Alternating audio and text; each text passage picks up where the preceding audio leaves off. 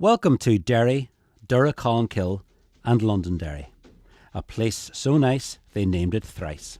So over the next few minutes we'll learn a little about the history and culture of one of the oldest continuously inhabited places in Ireland.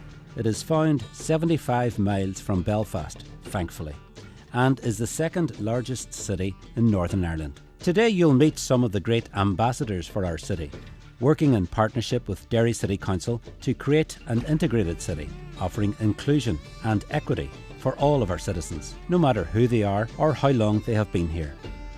Derry, like most of Ireland, has traditionally been a city of emigration rather than immigration. Until recently, the weakness of the Derry economy meant that thousands of people had to leave here to seek employment abroad. This has left a legacy of migration. But first, the potted history. Some of the earliest references date from the 6th century AD, when a monastery was established here by St Columba, or Colmcille as he's known in these parts.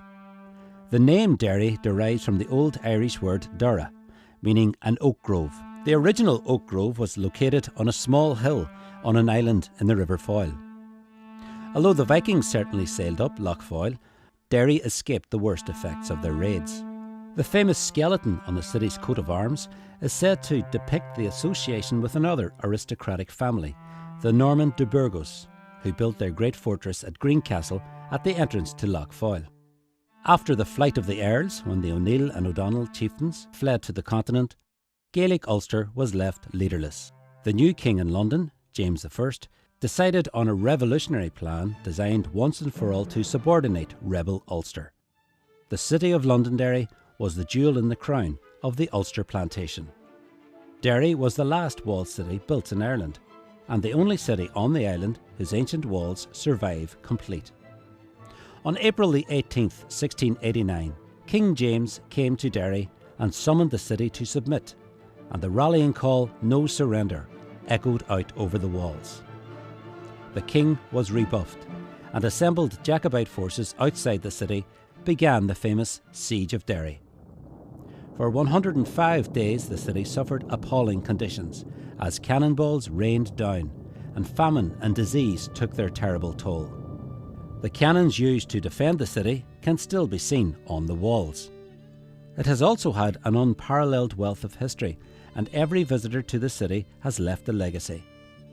Among its most famous citizens in the 17th century was George Farquhar, one of the so-called Restoration dramatists.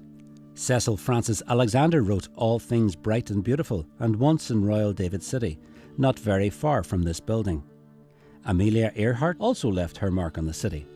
She landed in Derry in 1932, having mistakenly assumed she was landing at her intended destination, Paris. In 1942, 150 vessels and 20,000 sailors were based in Derry Quay. This influx of personnel was needed because it was believed that Derry held the key to victory in the Atlantic. Almost 90 ships a month were being lost in the Atlantic corridor. Derry's role changed the path of the war. When 8 German U-boats surrendered at Lissahalli in May 1945, the war was over for Derry, and the city streets became quiet again, at least for the next 23 years.